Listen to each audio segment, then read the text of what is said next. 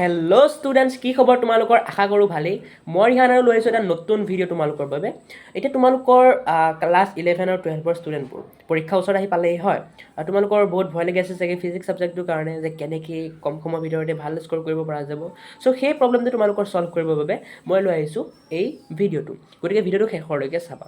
এই ভিডিঅ'টো মই তোমালোকক ধুনীয়াকৈ ফিজিক্স ছাবজেক্টটো কম সময়ৰ ভিতৰতে কেনেকৈ এপ্ৰ'চ কৰিব লাগিব, কেনেকৈ পঢ়ি পেলাই ভাল নম্বৰ স্ক'ৰ কৰিব পাৰিবা কম সময়ৰ ভিতৰতে, সেইটো বিষয়ে কেইটামান টিপছ দিম আৰু এটা ছিকুৱেঞ্চ ক'ম। সেই ছিকুৱেঞ্চ মতে যদি তোমালোকে চলা, তেন্তে ফিজিক্সত নিশ্চয় তোমালোকে এটা ভাল স্ক'ৰ কৰিব পাৰিবা একদম কম সময়ৰ ভিতৰত।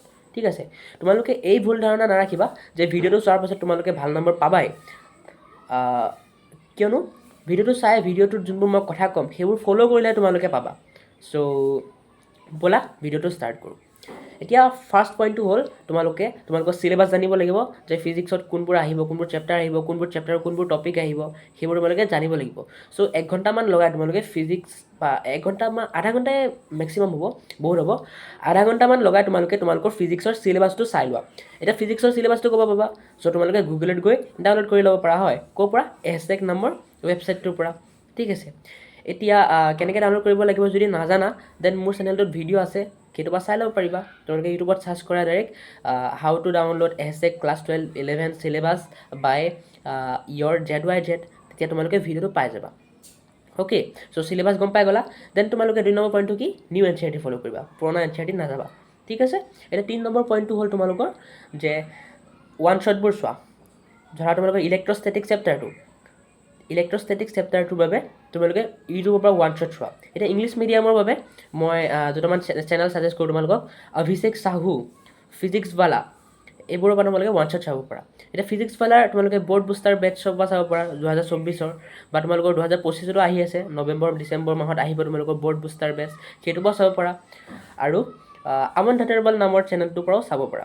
ঠিক আছে, এইকেইটা হ'ল ইংলিছ মিডিয়ামৰ কাৰণে। আৰু অসমীয়া মিডিয়ামৰ কাৰণে ইউটিউবত আছে ফিজিক্সৰ চেপ্টাৰবোৰৰ ওৱান শ্বট বা ভিডিঅ', সেইবোৰ তোমালোকে নিজেই বিচাৰি ল'বা।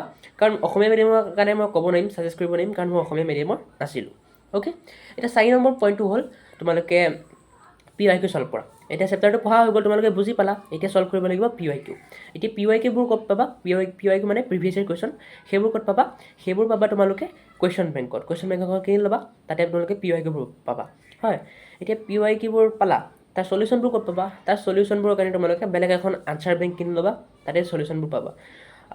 বা তোমালোকৰ যদি কুৱেশ্যন বেংকো কিনিব মন নাই, আনচাৰ বেংকো কিনিব মন নাই, তেতিয়া ডাইৰেক্ট এক্সাম মাষ্টাৰখন কিনা, তাতেই তোমালোকে কুৱেশ্যনো পাবা, তাৰ চলিউশ্যনো পাবা। ঠিক আছে, মই পাৰ্চনেলি এক্সাম মাষ্টাৰখন ৰেকমেণ্ড কৰিম, কাৰণ এক্সাম মাষ্টাৰখন মই নিজে ইউজ কৰিছিলোঁ আৰু বহুত ভাল হয়।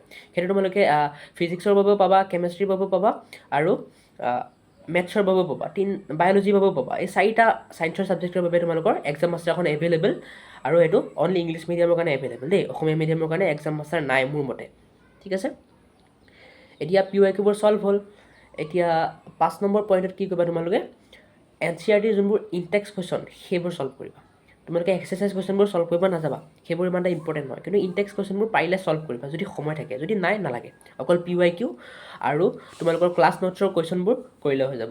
এতিয়া তোমালোকে ক্লাছ নোটছৰ আৰু PYQ বা ইনটেক্স চেপ্টাৰবোৰৰ যোনবোৰ মাজৰ কুৱেশ্যন, সেইবোৰ তোমালোকে কৰিলা। এতিয়া যোনবোৰ তোমালোকৰ এবাৰে হৈ গ'ল ঠিকে আছে, সেইবোৰ একো কৰিব নালাগে। যোনবোৰ তোমালোকৰ দুবাৰ কৰোঁতে হোৱা নাই, সেইবোৰ এটা ষ্টাৰ মাৰা। আৰু যোনবোৰ 3বাৰ কৰোঁতে হোৱা নাই, সেইবোৰ ডাবল ষ্টাৰ মাৰা। এনেকৈ কৈ তোমালোকে কি কৰা, ষ্টাৰ মাৰি যোৱা যোনবোৰ তোমালোকৰ কুৱেশ্যন টান লাগিছে, বা এবাৰতে হোৱা নাই, দুবাৰতে হোৱা নাই। ঠিক আছে, তেতিয়া কি হ'ব, তোমালোকৰ পৰীক্ষাৰ আগত চিনাক্ত কৰিবলৈ সুবিধা হ'ব যে এই কুৱেশ্যনটো মোৰ টান লাগিছে, চ' এই কুৱেশ্যনটো মই আৰু এবাৰ ভালকৈ ৰিভিজন কৰোঁ। ঠিক আছে, চ' এতিয়া তোমালোকৰ চেপ্টাৰটো কমপ্লিটলি হৈ গ'ল। তোমালোকে চেপ্টাৰটো এক্সপ্লেনেশ্যন চালা, তাৰ ওপৰত কুৱেশ্যনো কৰিলা, চ' চেপ্টাৰটো সম্পূৰ্ণ হৈ গ'ল। এতিয়া কি কৰিবা? চেপ্টাৰটো কমপ্লিট হোৱাৰ পিছত তোমালোকে নোটছ বনাইছিলা চেপ্টাৰটোৰ, হয়, সেই নোটছটোৰ পৰাই তোমালোকে কি কৰিবা, আৰু এটা পেজত সেই গোটেই চেপ্টাৰটোৰ ফৰ্মুলাসমূহ লিখি ল'বা। মানে মেইনলি ক'ব ওলাইছোঁ যে ফৰ্মুলা চাৰ্ট এখন বনাবা। ঠিক আছে, এতিয়া ফৰ্মুলা চাৰ্টখন বনোৱা হৈ গ'ল। ফৰ্মুলা চাৰ্টখনে তোমালোকে কি কৰিব, পৰীক্ষাৰ আগত 10-20 মিনিটতে গোটেই চেপ্টাৰটো ৰিভিজন কৰাত সহায় কৰিব। ঠিক আছে, এতিয়া গোটেই চেপ্টাৰটোৰ কাম হৈ গ'ল। এনেকৈ কৰিলে তোমালোকে গোটেই চেপ্টাৰটো মনত ৰৈ যাব। কিন্তু এক্সামৰ আগত আকৌ ৰিভিজন কৰাটো দৰকাৰ হ'বই, হয়।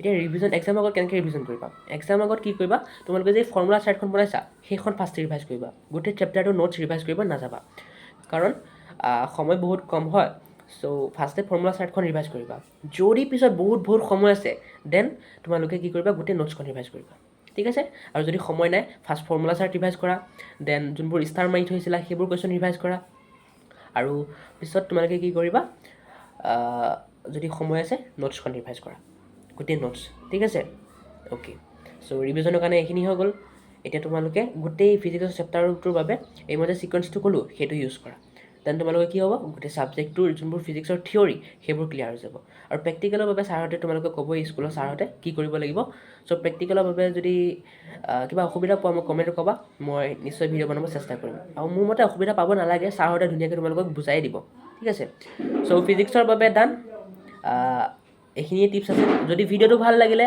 ভিডিঅ'টো এবাৰ লাইক কৰি দিয়া চেনেলটো ছাবস্ক্ৰাইব কৰি দিয়া আৰু কমেণ্টত তোমালোকৰ ফিডবেকটো দি দিয়া কেনেকুৱা লাগিল ভিডিঅ'টো আৰু যদি তোমালোকক কিবা নেক্সট টপিকৰ ওপৰত ভিডিঅ' লাগে মোক কোৱা মই নিশ্চয় বনাব চেষ্টা কৰিম বাই যোৱা পঢ়াকৈ যোৱা